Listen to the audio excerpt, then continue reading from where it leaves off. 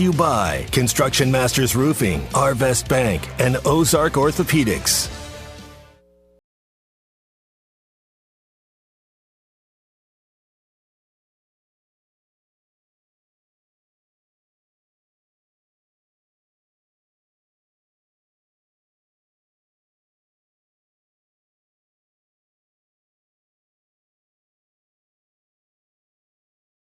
Commissioner is introducing him as we speak. So I'm really excited to hear what Coach Pittman has to say. We already got a chance to talk with him a little bit this morning, but we are getting another chance. And on top of that, you'll get to hear from him with updates coming up. So again, without further ado, your head football coach, Sam Pittman.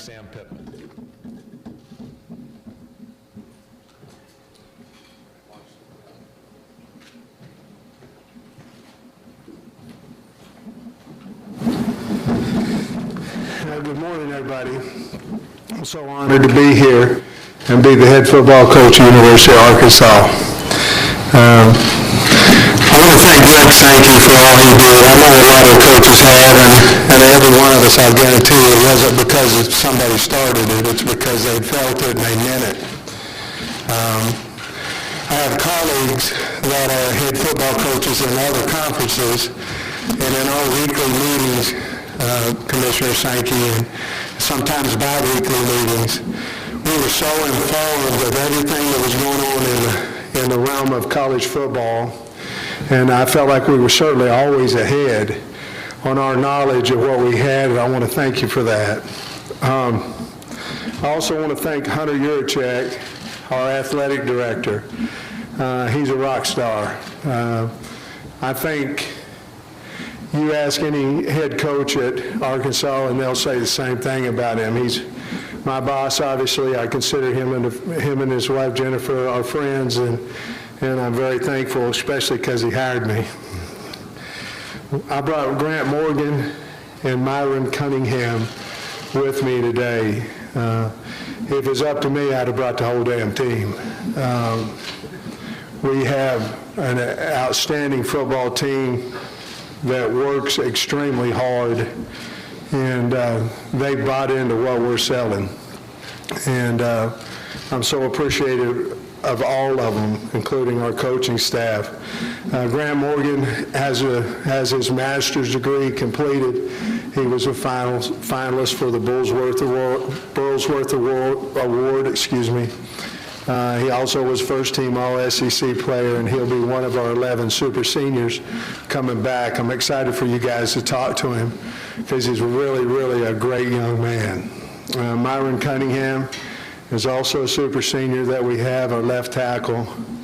Turned down several hundreds of thousands of dollars, in my opinion. We have a process, and looked like he was going to go high in the middle rounds of the NFL draft last year. He elected to come back. It tells you something about our coaching staff, not myself, about our assistant coaching staff. 11 super seniors, 12 what I'm going to call regular seniors coming back, which would be a total of 23. I'm proud of our coaching staff. I think a lot of those guys coming back, as I've said before, is because of our coaching staff. When I hired our coaches, it was about communication, about the most powerful thing coming from your body is your mouth. And we wanted people who understood how to teach. We wanted people who understood how to talk to kids when they had times of need. If you communicate with somebody on a regular basis, it's not so hard to say something that might come off as something they don't want to hear. If you wait a while, it's very difficult to have that conversation. You know, I learned a lot of things as a head coach and continuing to learn. One of them was as soon as your bowl game's over, or what was supposed to be our bowl game last year, people start coming after your coaches if they're any good. I'm very proud that we were able to keep our 3 coordinators and our strength coach. We were able to keep Barry Odom, who has been very valuable to me. Obviously, he was the head coach at Missouri in this league. I bounced things off of him frequently. He and I believe it or not, he and I walk quite a bit. Now, he looks like he does, and I look like I'm on his back, but I'm really walking. So we go out there and we walk and we talk and we discuss the team. It's a great 45 minutes so I can learn a little bit more about being a head coach. I love Kendall Browse. He's our offensive coordinator. I like his swagger. I like his confidence. I like his offense. There's so many decisions that you have to make as a quarterback, and you have to make them fast, and he's a great teacher of that, and I'm awful happy we were able to keep him. Scott Fountain came over with me from Georgia. He's actually my neighbor there, and by golly, he's my neighbor over there in Fayetteville now, but he elected to come with us from Georgia. I'll tell you about him. He's loyal. He's a good recruiter. He's a hard worker. Our special teams will get better. I think last year, especially through the COVID and not knowing exactly who you have each and every week, and sometimes you lose a few players on Friday, Scott did an outstanding job. And then the last coach I want to talk about is Jamil Walker. Certainly / Ed Ellis, but those two guys have done a great job with us. You know, the weight room's for a lot of reasons. The biggest reason I know is for confidence. You're building strength, you're building weight, you're building, getting them in shape, but you're also building that confidence, and that's something I felt like the University of Arkansas football team needed. On our football schedule, we are the defending national champions of the hardest football schedule in college.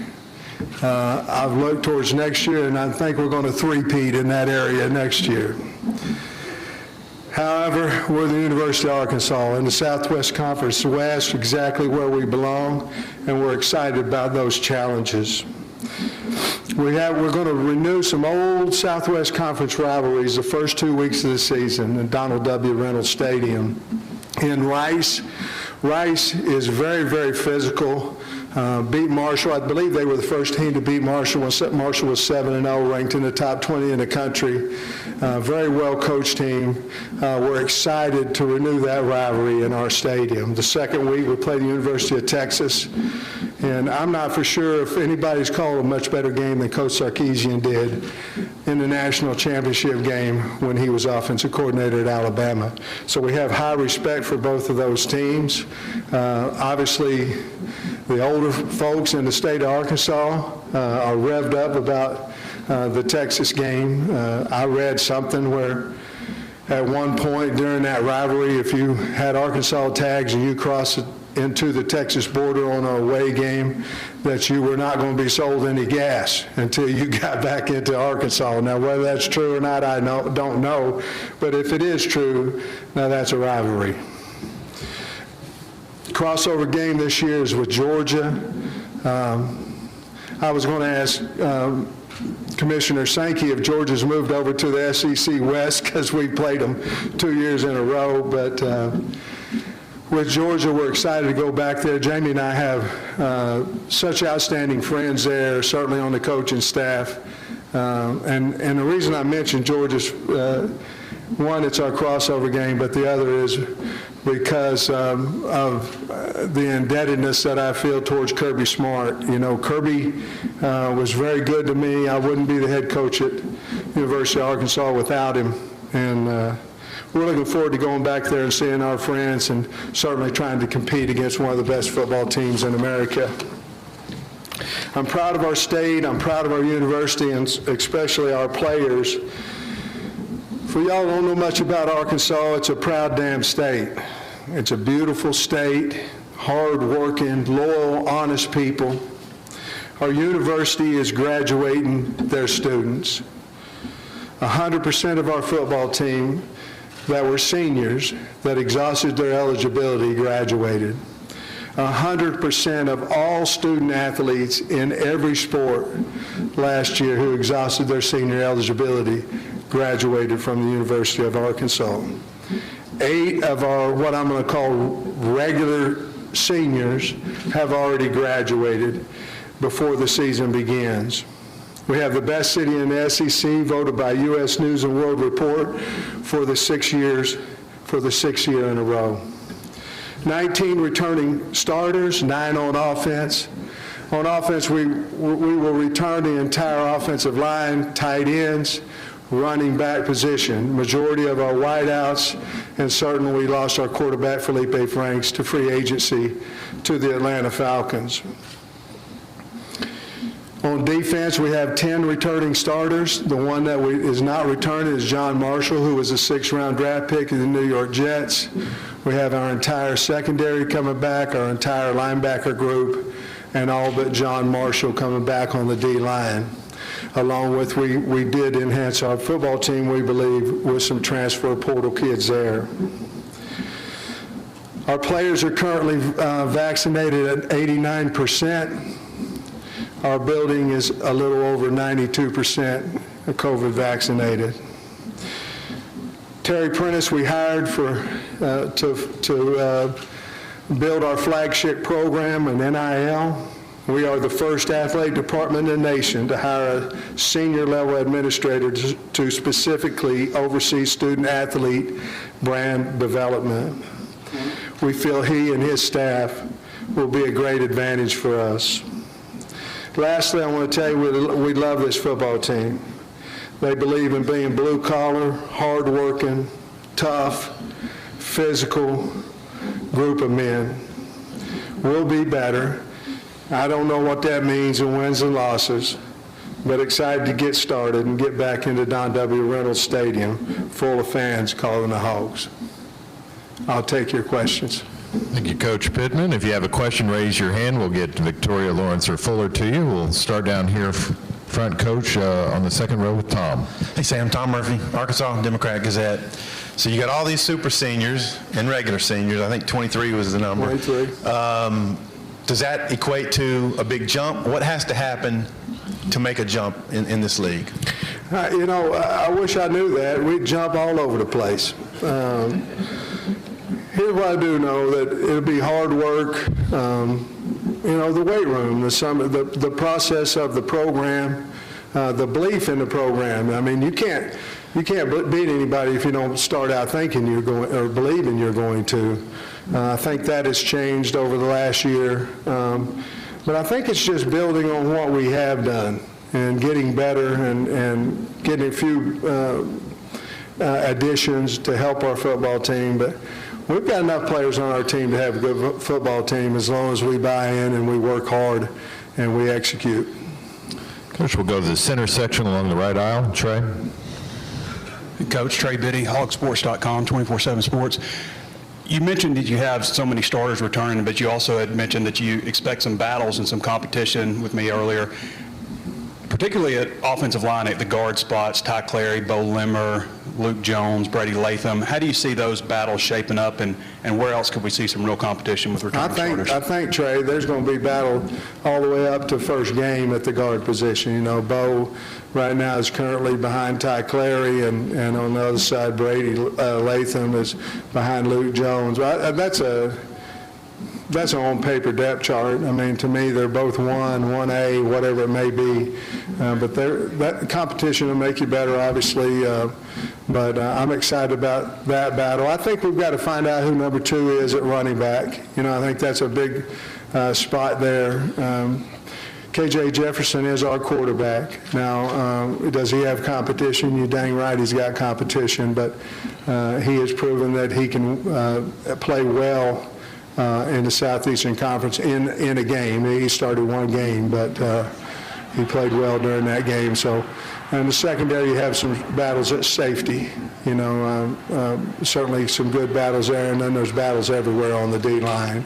I think we're pretty much figured out the linebacker spot. I think we'll play at least 3 of those guys on a regular with Henry, Bumper Pool, and of course Grant Morgan. So. We've got battles all over the place in punter, kickoff man, and field goal kicker. But a lot of times you have battles, you might not be very good at that position. I think we're good there. I just think we've got to figure out who the starter is. Coach, we're going to go right in front of us in the center section. Hello, Coach. How you doing? Gerard Hamilton, Tuscaloosa News. You play on the road at Georgia, Alabama, Ole Miss, and LSU, and then you host Texas A&M. Can you kind of tell us about how tell us the importance of this year's off season with that brutal schedule coming up this year. Well, it's good to see you too, buddy. Well, you just got to take them 1 week at a time. We have 8 in a row, 8 games in a row. Very conscious about that. Then we have a bye, and then, of course, we finish with the Final Four. But for us to have a successful season, we're going to have to stay healthy. Our depth is much better than it was a year ago, but it's certainly not where we want it to be. But we've got to be very conscious of that 8-game stretch. And, of course, you're right. We have 3 games right there in a row where we're on the road. And certainly we will tweak possibly what we do at practice depending on who we have available and certainly the vibe, the feel of our football team physically. Coach, we're going to stay in the center section just a row back. Sam, Wilson Moore, Columbia, Missourian. You talked about Barry Odom earlier, but I was just wondering, what did he bring to the defense? What did he provide his first year as coordinator? There's a lot of confidence. Our players believe in him. Whatever comes out of his mouth, that's what he's going to do, and that's what he's planning on doing as well. We weren't as multiple on defense last year, and I'll be honest with you, we didn't have enough defensive linemen, to be honest with you, to put on the field at one time. I think what the plan, we felt let's say they finish like early, we solved that problem. I'll come back. Barry's an 0-4-3 guy, along with a little bit of odd front and things of that nature, a little bit of under front. We weren't able to do much of that, and therefore we didn't get anybody in second long. I think the biggest thing that we're trying to emphasize this year is that we can put people in 2nd and 8, 2nd and 12, 2nd and whatever it may be instead of 2nd and 4 and 5, and we didn't do a very good job of that last year, and part of it was schematics, part of it was we didn't take as many chances on first down. I think we'll do more than that, but to answer your question specifically about Barry, our kids believe in him, and so do I. Which will go in the center section alongside the right aisle. Conor O'Gara, Saturday Down South. Sam, you spent part of your life in the Big 12 region of the country. I'm curious what your reaction was to hearing the report yesterday about Texas and Oklahoma reportedly reaching out to the SEC about joining the league. Yeah, I'll be honest with you. I really haven't thought about that much. I'm so nervous about the schedule we have coming up and all that. I haven't paid much attention about it, but I will say this. I know we're going to play Texas this year. We play them September 11th, and we're very excited for that, and I apologize. I really haven't thought about it much. Okay, we'll go back over here on our left-hand side alongside the aisle. Coach, Drew DeArmond, WZZN Radio, Huntsville, Alabama. First, I wanted to ask you about Treylon Burks and how you've seen him grow as a player. He's obviously, I think, one of the most dangerous offensive players in the SEC. And then a second part, I know you're one of the best recruiters in the country. How do you approach the transfer portal, and do you save scholarships on the back end of a class maybe to fill needs for your team each year? Man, oh man, those are 2 really good questions. Treylon Burks is what he needed to do to become a standout, an unbelievable player, is get in better shape. And we talked to him about that. Just going out there hunting them hogs wasn't really getting him in the greatest shape in the world. So he had to do more than just that. He has done that. He's lost some weight. He looks good. He's more confident, things of that nature. He's got 5X hands. I mean, he's just a tremendous person, a South Arkansas, Warren, Arkansas kid. The second part of your question was? Transfer portal? Transfer, thank you. I made 18 on my ACT, so I'm not bragging, but I kind of am. But the transfer portal, I think the transfer portal just kind of happens. In other words, I don't have a set, we're low on scholarships right now. And so at this point, we're going to get this guy, or we're just not going to take anybody else and hold them for the transfer portal. You know what I mean? I know the transfer portal is going to be there. It's a shame. There's a lot of kids in the transfer portal who don't have a scholarship. It's a shame. And part of it, once you go to the transfer portal at the University of Arkansas, you sure ain't transferring back in, I'm pretty sure if I'd asked Jamie if I'd go transfer for a week and figure it out, and then would she let me come back, the probably answer would be no. And so that's how we feel about it at our place too. And unfortunately, the kids are getting, not doing their homework because they're basically not unable to. But to answer your question, we probably will hold 2 or 3 a year, probably not many more than that. Coach, we'll go over to the right side on the near aisle, 3/4 of the way back. Hey, Coach, Anthony Dasher, UJSports.com. I know you've spoken often about your fondness for your time at Georgia. I know you may have answered this question before, but just what you, learned the most working for Coach Marks' program, and what parts have you tried to apply to what you're doing in Arkansas? A lot of it's about the system, certainly the practice plans, the practice schedule, whom I'm not speaking for Coach Smart, whom I'm sure he took a lot of that from when he left Alabama with Nick Saban. And I love the practice schedule like that. The relentless pursuit of athletes is what Kirby Smart does. It's 4th and a half inch every day at the University of Georgia, and therefore that's why he's done such a nice job of coaching and such a nice job of recruiting. But I learned the importance of, we're in the SEC, it's different. It just means more. And if it's going to mean more, you better get players. And he taught me that as well. I've always had a knack for recruiting, but it certainly, what's the word, wrenched up working there at the University of Georgia. And by the way, the folks there in the state of Georgia were outstanding to Jamie and I. Coach, we'll go back down here front to Tom. Yeah, hey, Tom Murphy again, Arkansas Democrat-Gazette. You've got a lot of defensive backs and had some six DB looks in spring. Is that a product of what your roster looks like right now, or the trends in college football that dictate that? Well, I think it depends on who you're playing, obviously, and that's, you have to be ready for that. If you look at it, we're sitting with 3 D linemen, 2 linebackers, and 6 defensive backs. Basically might be a base depth chart for us. Certainly that's not where we want to stay. We want to be able to play a four down line. Obviously, we feel like we're going to be able to do that, but to answer your question, yes, probably it was what we had when we walked in, and that's where our better players were. So Barry certainly did studies. He knew how to run a 3-man front, but he did studies through other colleges to see how they're running that program, because the bottom line is all of us want to get the best players we have on the team on the field at the same time. We'll go back over here on the left, David. Hey, Coach, David Bowser with 103.7 The Buzz. There's an old saying, I believe it, that a team takes on the personality of its head coach. I always felt that way when I played. If that's true, what kind of personality is this Razorback team going to have this year? Well, I hope they're very confident, talk with their pads. There's no reason to say a lot of things that can't let my butt override my mouth. If you want to get something done, you got to go physically do it. You got to go take it. The only way you can win, the only way you have a chance to win is play hard. That's the only way you have a chance. Then you have to be knowledgeable. You have to be unafraid. You have to be all those things. But I guess the most thing is that I believe I'm at the University of Arkansas, and is the best university in the country, and that's what I want them to believe. And if they do that, then they're going to go out there and play hard. Coach, we'll go right down here in the center to Scott. Hey, Sam. Scott Rivalry from the Baton Rouge Advocate. I walk every day, and I'm not too svelte yet either, but, I'm glad you're out there doing it.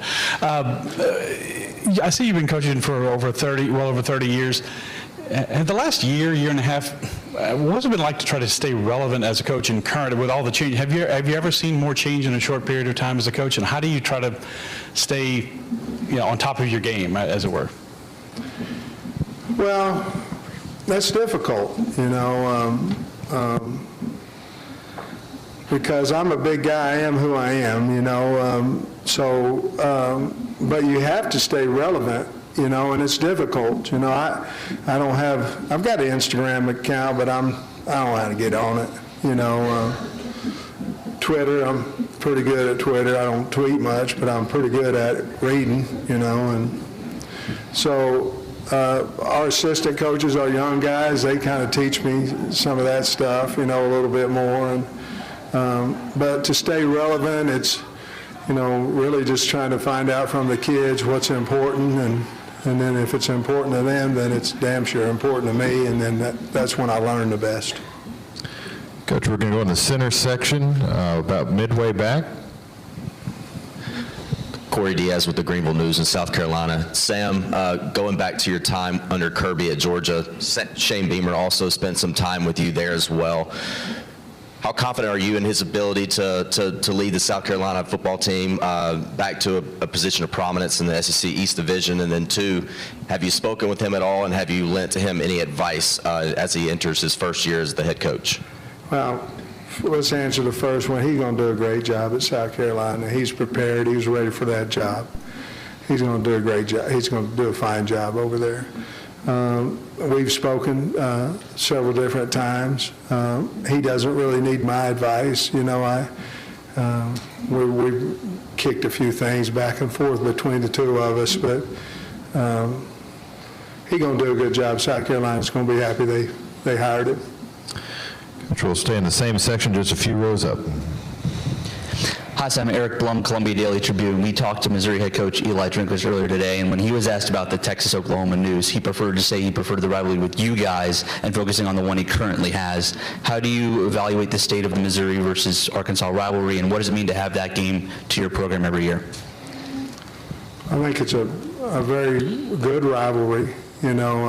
Obviously we haven't been on the winning side of that in the last 5 years. I think the last time we beat Missouri was my last year at Arkansas as the offensive line coach, but certainly when Barry was the head coach over there, they beat Arkansas 4 times in a row, and so it's probably might be a little bit more of a rival for the people that are getting their butt kicked. I don't know. You'd have to ask Eli, but we've been getting ours done, and I love the fact that Missouri's close to us.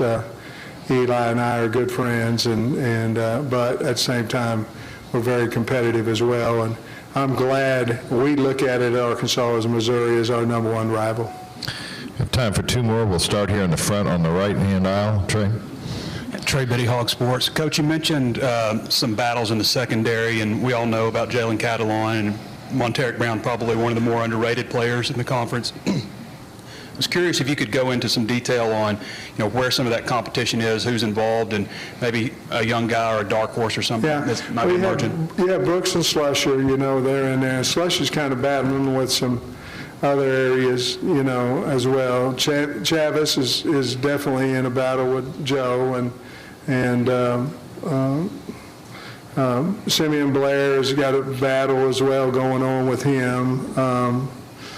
The 2 corners, Clark and Day, they certainly are in a battle, and of course Kyrie and Mo Brown. So I think if you go 1 and 2 deep, that's probably the most talented position that we have is the secondary. They're also very, very aggressive. In other words, they're great leaders. You don't have to worry about that group and their work ethic. Trent Gordon would also be a guy that certainly battling Blair and or Fouché and or Brooks. He's another guy that came in. So a lot of battles right there between those guys. All right, Coach, we'll take one final question over on our left-hand side.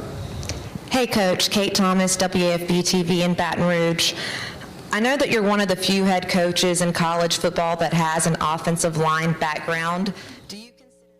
So that was your head football coach, Sam Pittman, getting a chance to speak with the Arkansas media. We had him on the Morning Rush this morning. If you haven't got a chance to listen to that, it's on our Hit That Line podcast network. And we've got live reaction coming up with the boys, Drew Barrett, Phil Elson, and Matty T on halftime in about 30 seconds. Their show kicks off. They're going to talk about Sam Pittman.